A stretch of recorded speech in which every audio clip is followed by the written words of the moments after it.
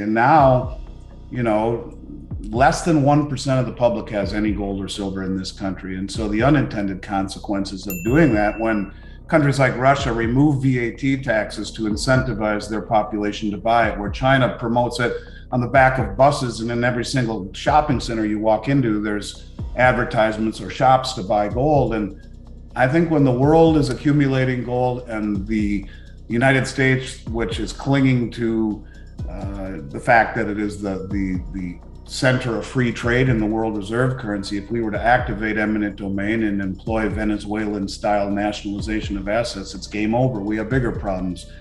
So I think that's, to me, one of the things about the ETFs that is, to me, Occam's razor. It's the most logical spot for them to come in and take it and have their cake and eat it too. So I'm less worried about confiscation than I am counterparty risk if all hell breaks loose. So holding gold and silver in your own possession, removal of counterparty risk. And what does Doug Casey say? They're the only assets that are not simultaneously someone else's liability. So I'm less worried about confiscation, more worried about the system breaking down. And quite frankly, I think you have a better chance of being ripped off by the system than you do someone coming into your home looking for gold and silver. And that's why you're seeing countries like Turkey, who has applied to BRICS, buy more gold than anyone in the world in the last year and a half, and countries like Brazil. But if you look at a lot of the countries on the 60 list of those that want to join BRICS, their reserves as a percentage of total assets is amazingly high in terms of gold. These countries are valuing and buying gold because they realize it will give them a seat at the table. And I don't think it will be convertible. What it will offer the world will be stability and transparency. The dawn of Bretton Woods 3, a system that will be defined by commodities and most likely transparency using blockchain technology. So while it isn't going to happen like that until it does happen like that, I think that this growing trend of countries moving away from the dollar should be very alarming to people. And I think illuminating, at least in terms of the motivations of all of these countries to have stability in the currency in which that they sell their commodities for. The question is, why is the West selling their gold and shedding their gold holdings when the East is accumulating? And it's just very, he who has the gold makes the rules. That's been the law of history. It's interesting when you see it should be the opposite of that. These countries should be accumulating gold and adding gold to their holdings like the rest of the world is, instead of selling it on a one-way ticket eastward. It'll never come back. I've always felt that they will confiscate the ETFs. They can look the world in the face and say, what?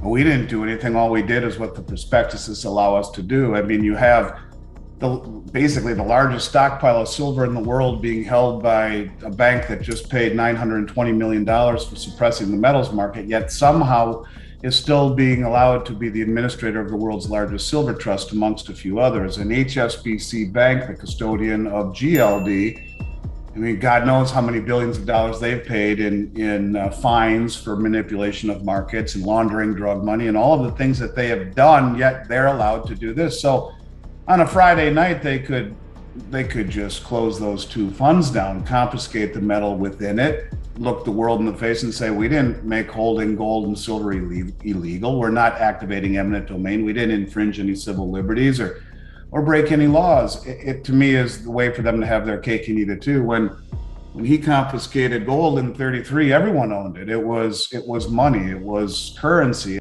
The only thing that came to my mind was the report written by the International Monetary Fund a month or so ago, which was titled something to the extent of "Gold as an International Reserve, a Barbarous Relic No More." Well, I mean, I think the IMF is, the US has veto power there.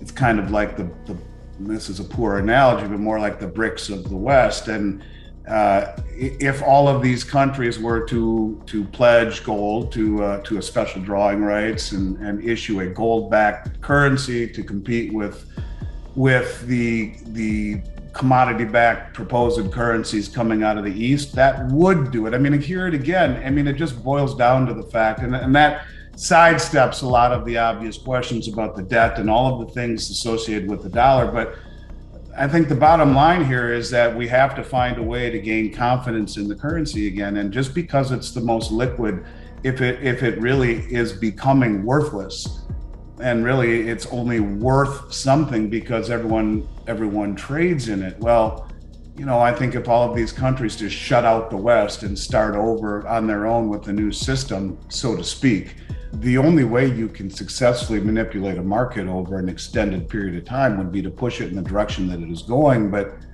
when you see the central banks buying more gold than in any time since 1967, and if you look at the numbers December to January, they've increased month over month by about 196%. So the central banks are using any sign of weakness in the market to massively accumulate physicals. So no, I think it becomes very dangerous to be short when you have counterparties wanting to take physical delivery rather than accept cash settlement. And that, I think we're getting closer and closer to that moment when you see the massive amount of accumulation. I think it's a very risky game to play for the commercial banks. About the reason the gold window was closed was because everyone was running, in particular De Gaulle from France, proving the thesis that redeemable currencies are redeemed, convertible currencies convert. And that is why, and I agree with him, in and of themselves, these countries are not able to stand on their own 2 feet. But let's be honest, what does make the dollar the world reserve? I mean, there are several things. They have the most liquid markets and everyone owns it and has since the end of World War II. But by and large, the reason people are forced to hold it is because OPEC and Saudi Arabia have agreed to sell oil globally through dollars and has represented about 85% of all oil sales for the last 50 years has been in dollars. And I think when you look at this as a slow moving process, a very methodical process of putting pieces into place, not only in terms of mutual cooperation, i.e. countries like Iran and Saudi Arabia striking deals with each other after centuries of hatred, Sunni and Shiite, for the common good, or all of these deals that are being made, like you mentioned, Brazil agreeing to deal on the SIP system with China in yuan instead of in dollars as the second largest exporter of corn in the world. There are a lot of these pieces that are being put into place, and it is my contention that what will make it work is when this unification of all of these countries get together and issue a currency that is indeed pegged to gold but not convertible. It will use the technology of blockchain to show the immutability and or the veracity of what is proposed to be held backing the system. And if they do it right, in conjunction with Saudi Arabia shedding its mandate of only taking dollars for oil, or OPEC rather, in doing such after they have all of these pieces in place. And look at the pieces that are formulating. You have all the OPEC countries on the Belt Road. You have Saudi Arabia, who has applied to BRICS. You have Saudi Arabia, who just applied to the Shanghai Cooperation Organization. You have Saudi Arabia being protected by Russia and by extension now the Shanghai Cooperation Organization being a military organization, China. You also have the fact that they told the folks in Davos they're open to taking other currencies. This is not something that's going to happen immediately, but you can see the pieces are being put into place. And you're even beginning to see our allies exit stage left with Macron and signing a 51-point agreement with China that ranged from 5G to military engagement, selling a massive liquid natural gas deal and paying for it in yuan rather than in dollars. The pieces are slowly being put into place because if you are the rest of the world, regardless of the fact that we have the most sophisticated markets and the most liquid markets, and I understand everything that people would push back against this, would say, but why would anyone in the world, when you signal to the world that we cannot choose austerity over inflation, we can't do that. The tough decisions, just raising rates just a little bit, blows up the entire global banking system. So they will do, as Rafi said, inflation is projected to pick up, and I think it will considerably pick up. Why would anyone want to sell us anything for a dollar that is continuing to be inflated?